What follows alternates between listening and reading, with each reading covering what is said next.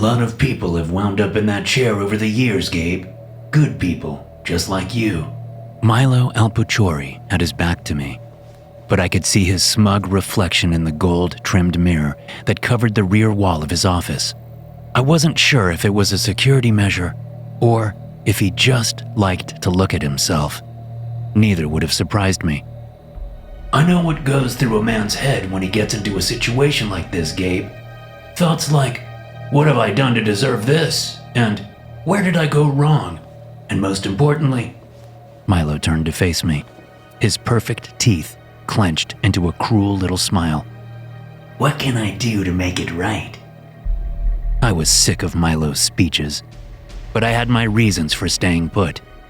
240,000 of them, not counting the 2 bruisers standing behind my chair. The pair of grizzled ex-cons kept their calloused hands where I could see them, a friendly reminder that they were ready to smash my face in if I stood up, complained, or sneezed in Milo's general direction. Fortunately, there is something you can do for me, Gabe. Something you can do to make a dent in all that nasty debt. Milo paused and poured himself a drink from the heavy glass decanter on his desk. He made a sour face, clearly savoring my helplessness a lot more than the expensive whiskey. Then, how about you drive somebody someplace for me? Coming from anyone else, it would have sounded like a casual request. From Milo Alpuchori, it might mean life in prison or worse. I wondered what he had in mind for me. Getaway driver for a bank robbery? Drug mule? Human trafficking? The worst part was, no matter what he asked of me, I knew that I would do it. It wasn't even the fear of torture or death, although of course that played a role. It was shame. What had started out as a casual hobby, a few hands of blackjack during a Vegas vacation, $20 on a horse race here and there, had spiraled into something completely outside of my control. I could already imagine the whispers that might one day follow my wife through the supermarket. Did you hear? Her husband lost everything, tried to cover it up, then got himself crippled by some gangster. The house we'd mortgaged just last year? Gone. The cars? Gone. From the kids' plastic toys to the kitchen table, my bad choices were going to take it all away. Back alley rumors and friend of a friend stories that led me to Milo, the only one who could float a loan big enough to save my family. At the time, I had actually believed that I could pay it all back. Milo knew that information was power, which was probably why he gave other people as little of it as possible. On my way out of his soundproofed office, one of the bruisers handed me a small slip of paper. It was blank except for a date, a time, and 2 addresses. A pickup and a drop-off. But of what? The time was 1:30 a.m. The place, 417 Lakeview Road. I thanked God that my 2 boys had gone to bed without a fuss and that my wife was a heavy sleeper. As soon as I heard her gentle snores, I slipped gingerly out of bed and tiptoed out the door like a thief in the night. I was leaving earlier than I needed to, but I didn't want to leave anything up to chance. This wasn't an appointment that I could afford to miss. A storm broke just as I was backing out of the driveway. A rumble of thunder, rain hammering down in heavy gray sheets. I could barely see the road, and the few other cars I encountered streamed past in blurry smears of light. By the time I reached Lakeview Road, I hadn't seen another driver for over 10 minutes, and I began to understand why. Lakeview Road featured neither lakes nor views, and was barely worthy of being called a road either. It was more like a back alley weaving around warehouses and factories in various states of abandonment. Not a good place, I thought, to be alone after hours on a rainy night.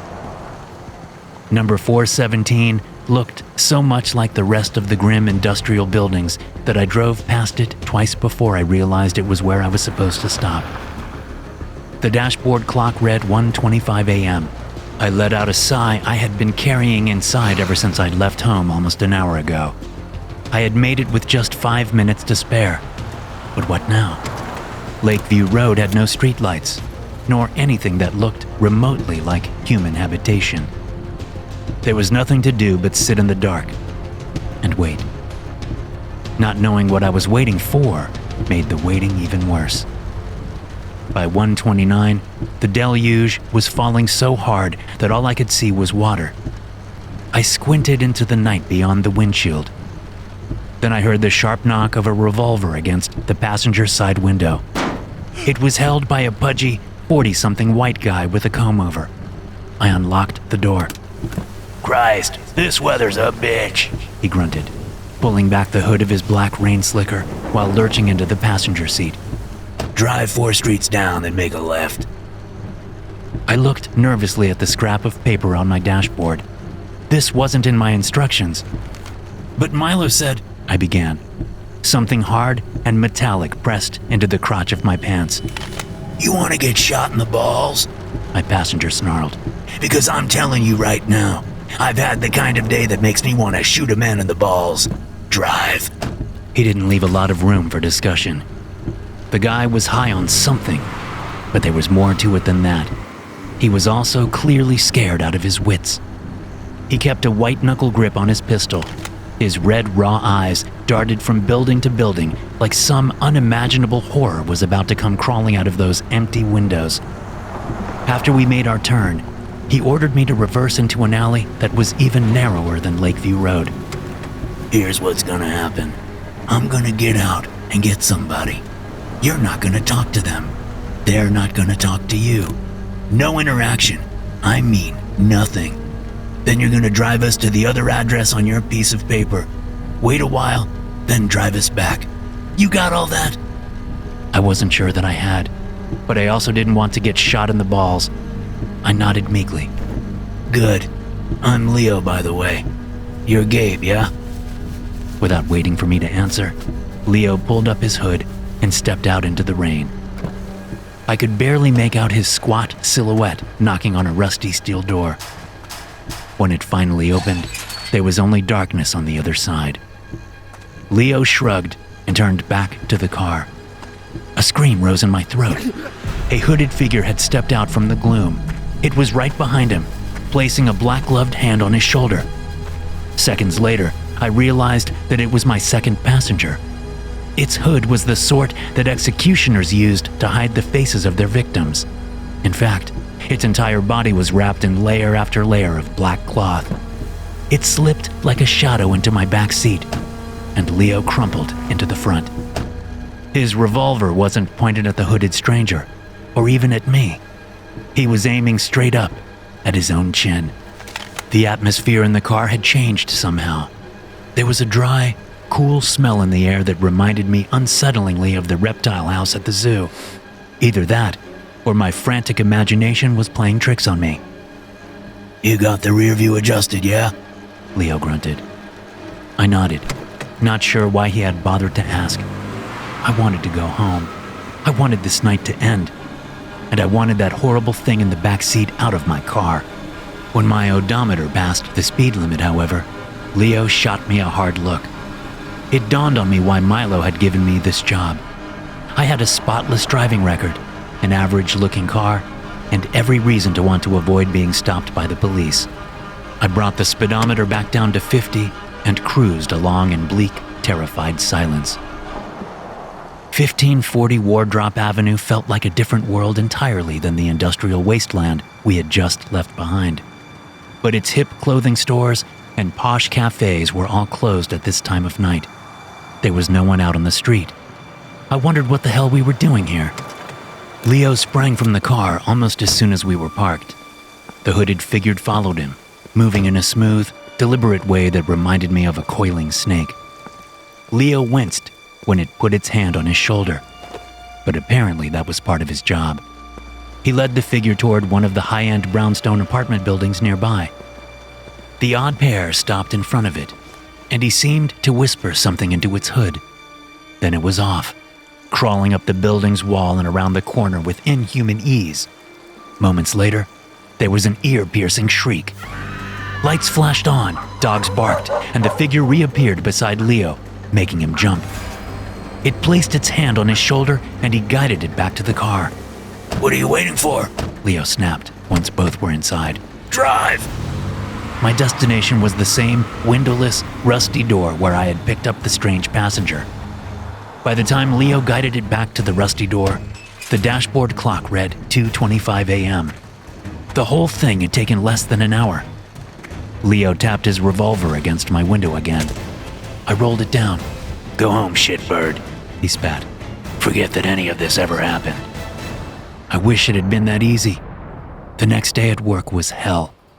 I couldn't focus on the spreadsheet in front of me.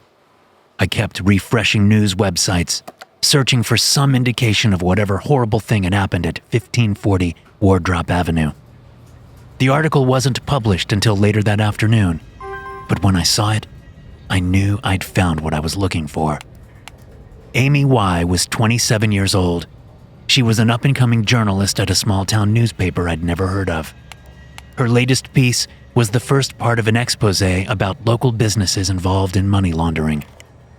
There was never going to be a part 2. According to the article, Amy Y. had died of natural causes. A heart attack, the coroner said, although she had no past history of cardiac events. She had been found in her pajamas, sprawled in front of her bedroom window. I could already imagine how it must have gone. Something awakens Amy. She's not sure what. She looks around, but the room is dark. Then she hears a sound, sort of like a tapping. It's coming from outside, but she lives on the 3rd floor. What could be out there?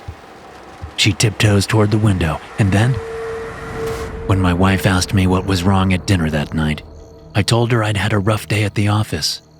The truth was, I couldn't get the memories of that night out of my head.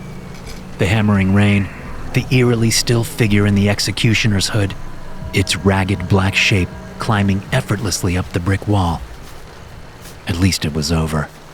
I had played a role in a murder, and I would have to live with that for the rest of my life. But I had cleared my debts. My family was safe. Then, 2 months later, the envelope arrived. Typed, addressed to me, disturbingly light. Inside was a small scrap of paper, totally blank. Apart from a time, a date, and 2 addresses. One of the addresses I recognized, and at the other, someone was about to die a gruesome death. 1:30 a.m., grimy warehouse walls, windowless metal door. Leo, his rain slicker, traded for a navy blue tracksuit. The guy was coming apart at the seams. His pupils were pinprick small. His hands shook. I caught him taking several deep breaths before he knocked on the windowless door, working himself up for whatever was coming. This time, the destination was a hotel near the airport, a gray, anonymous place designed for flyover businessmen. Somehow, Leo had gotten a key card to the place. Just like before, the hooded figure put a hand on his shoulder, allowing him to guide it inside. The air in the empty parking lot was thick with summer fog. It was quiet, apart from the whir of cicadas and the distant sound of traffic. I wondered what could be taking them so long. The apartment had been one thing, but a hotel was far more complicated. What if some desk worker or a sleepless guest caught the weird pair walking down the hallway? What if someone had spotted my lonely car in the back parking lot and called the police? Was I about to go to prison as an accessory to murder? A pale hand slammed against the glass of the passenger side window. "Go, go, go!" Leo hissed. I glanced in the mirror. The hooded figure was already behind me. It, too, seemed agitated, swaying from side to side like a cobra hypnotizing its prey. There was something hungry about the movement, like it had just missed a meal that it had been waiting for a long time. Leo clutched his pistol like a scared child holding a doll. He refused to take his eyes off of the thing in the back seat. "He wasn't there," Leo muttered to himself. "The bastard didn't show." Leo's teeth were chattering by the time we got back to the warehouse with the metal door, and I wasn't doing much better. Those weird sweeping movements were getting to me, and I had quit looking in the rearview mirror, childishly telling myself that if I just didn't look at the thing in the back seat, then maybe it couldn't hurt me. Leo got out of the car and shut his eyes tight. The hooded figure placed a hand on his shoulder, and he led it back to the windowless door. Before inserting the key, he turned it to me, like he was begging me to save him from what was about to happen. As soon as the heavy hinges squeaked open, my passenger pulled Leo into the blackness on the other side. The door slammed shut. It was over so quickly that I barely heard him scream. I'm not sure how long I sat there in the dark alley, paralyzed by fear like an animal caught in a searchlight. Slowly, I remember who I was and what I was doing. I was a husband and father, a gambling addict with a life and lies that needed protecting, and I had to be in the office at 8 the next morning. The next day at work, I thought I was doing a pretty good job of keeping it together, until I heard familiar footsteps in the lobby. Excuse me, you can't just go back The office receptionist's raised voice caught my attention right away. I peered around the edge of my cubicle. Get the fuck out of my way. Milo's voice was ice cold. He was a small guy, about half the size of Austin, our receptionist, but I knew that Austin would stand aside all the same. When you were close to Milo Alpochori, it was like you could feel the bodies on him. With a sinking feeling in my gut, I hurried to the lobby. Gabe, Milo threw open his arms. just the man I wanted to see. How about we take a nice little stroll through the parking lot? I didn't want to stroll anywhere with Milo, but I didn't dare to refuse. Besides, my coworkers were starting to stare at the loud little man with gold sparkling on his wrist and around his neck. His suit alone looked like it cost more than what we made in a year. I told Austin I would be back in a few minutes. You saw what happened to Leo. Pretty fucked up, right? Milo said, once we were out of earshot. It means we're gonna need you to handle things yourself from now on. It's easy. Just knock 3 times on the door, slowly. Then take our mutual friend to the address you've been given. Direct them where to go, and they'll take care of the rest. It was the "from now on" that terrified me the most. My connection to Milo hadn't ended when I'd agreed to do this job, I realized. It was only just the beginning. I might be getting those little white envelopes for the rest of my life. Come on now, Gabe. Don't give me that look. Milo clapped me on the back. You'll do fine. After all, it's only your life and family that's at stake, right? With that, Milo sauntered back to a sleek black Mercedes that had been idling behind us, leaving me to the inquisitive stares and whispers of my colleagues. Whoever Milo had been after that night in the hotel, they were a hard person to track down. Weeks passed before the next envelope arrived. When it did, the address it contained was over 2 hours away. It was an upper-class suburb near the state capital. The seasons might have changed, but the rusty metal door remained the same. Shortly after midnight, I trudged through the gray slush and knocked 3 times, slowly, just as Milo had said. There was a rustling from the other side. After what felt like forever, the door swung open. Hi, I'm Gabe. I'm supposed to take you to..." My words suffocated beneath the weight of the thing's silence. Wait, hadn't Leo warned me not to talk to it?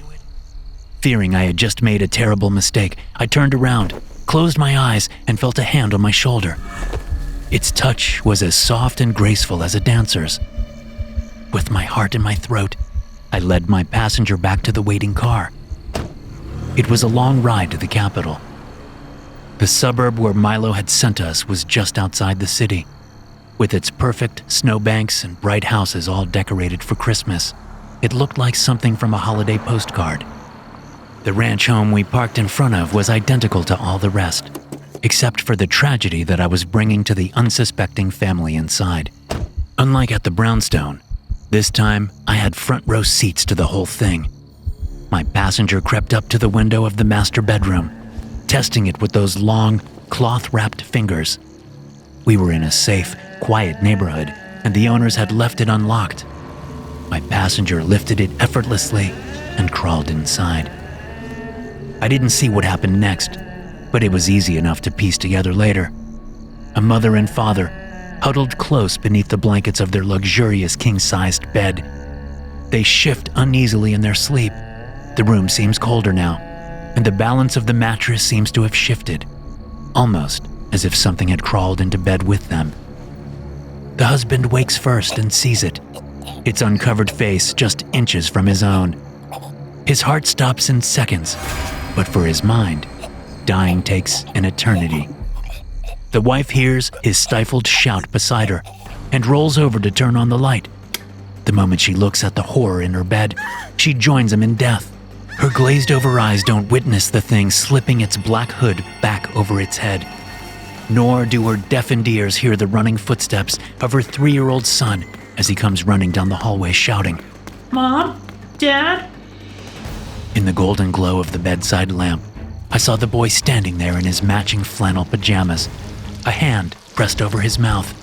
I saw the dark figure slithering out of his parents' deathbed towards him. I had to act. Helping this thing to murder adults was horrible, but I could make myself live with it. Kids? That was something else. I kicked open the car door and stomped through the snow toward the open window. By the time I heaved myself inside, my passenger and the boy were gone. But there was a half-open bedroom door at the far end of the hallway. I grabbed an antique candlestick. It was the nearest thing at hand that felt like a weapon, and charged ahead. The hooded figure looked like a living shadow bent over the child's bed. It held the toddler in its arms, rocking him to sleep. It was humming some kind of lullaby. My passenger lifted its head. I could feel its stare even through the thick cloth of the hood, warning me to stay put. Moments later, the toddler was asleep. Pressing a finger to where its lips would have been, my passenger moved toward me and placed its hand gently on my shoulder. I wiped everything down, terrified that a stray fingerprint or snowy boot print on the carpet might lead back to me and my family. Although I didn't want to look at the 2 corpses in the master bedroom, my eyes kept drifting there. I kept fixating on how their fingers and toes had curled in like claws. I also kept thinking about the expression of sheer horror on their faces. When we finally returned to the car, my fingers were trembling so badly that I could barely turn the key in the ignition. We were back on the interstate when my passenger spoke to me for the first time. I do not kill the young. It spoke directly into my mind, in my own voice, and I wondered if it would have ever been able to talk to me at all if I hadn't spoken to it first. You are different from the others, it continued. I smell no blood on you. Why do you do this? Milo will destroy my family if I don't, I replied helplessly. I understand. The one you call Milo has my young also. You can make people die of fright just by looking at them, I protested. Why don't you just... Milo always has the looking glass nearby. The looking glass is deadly to us. Looking glass? I thought I understood. It was talking about the mirror in Milo's office. Maybe it was about security after all. And maybe there was another reason why Milo's office was soundproof, windowless, and deep beneath a club basement. Was he keeping my passenger's family down there as well? That gave me an idea. What if I told you that there might be a way to get your young back? 11:30 p.m. the next day, the parking lot of Milo's club was packed. When I parked illegally in front of the door, the bouncers lurched toward my car right away. I recognized one of them. He had been in Milo's office the night I'd been given my first delivery. Something went wrong. I need to talk to Milo. I huffed out the window. The bruiser's beady eyes squinted suspiciously into the darkness of my car. I don't know what you're talking about, he grunted. Move your car. Tell Milo something went wrong here. I held out the paper with its date, time, and 2 addresses. The bruiser frowned. Shut off the engine and get out. I did as I was told. The bouncer slammed me against the hood of my car, patting me down for weapons. When he found nothing, he let out a disappointed sigh and shoved me toward the club entrance. He didn't bother to look in the car's back seat. Milo's office was at the bottom of a staircase behind the DJ booth, placed discreetly so that his guests could come and go in the shadows that surrounded the dance floor. The bruiser buzzed the soundproof door. After what felt like forever, A young girl burst through the door, sniffling and readjusting the tight silver dress that she had clearly just slipped back on. Milo put his feet up on his desk with a satisfied smile. Come on in, Gabe. Why the long face? The soundproof door slammed shut. I hadn't noticed that musty, almost reptilian smell before, but after spending so much time with my passenger, it was unmistakable. My eyes drifted to the tacky red carpet, where I thought I saw the outline of a trapdoor. There was a problem at the house, I grimaced. A witness, a little boy. Milo pinched the bridge of his nose. The two bruisers shifted uneasily behind me. And you didn't take care of it? Milo pinched the bridge of his nose. The two bruisers approached me from behind, ready to inflict pain. And here I thought I could count on you. Well, I guess that means time's up for your little family. I had seconds to act. I had to make it count. I grabbed the heavy decanter of whiskey from Milo's desk, flinging it at his head. He ducked easily, and the bruisers were on me in a second, crushing my face into the floor. You stupid fuck! Milo laughed. You missed! Now my boys are gonna break every bone in your body. And that's just them warming up! No! I spat blood. I didn't miss! In the chaos, no one had paid much attention to the sound of the mirror shattering behind Milo, or to how my hand had grazed the door buzzer when the bruisers took me down. I shut my eyes tight. Milo's scream was the sweetest sound that I had ever heard. I heard the rustle of cloth slithering across the carpet. The trapdoor creaked open. From somewhere down below came an excited hiss. My passenger and her young were leaving, going in search of someplace dark and dry and cool. Someplace where they could emerge after sunset to hunt prey that they themselves had chosen. And in order to get there, they were going to need a driver. Thanks for listening. If you enjoy these stories, be sure to subscribe to the podcast and check out some more of my episodes here.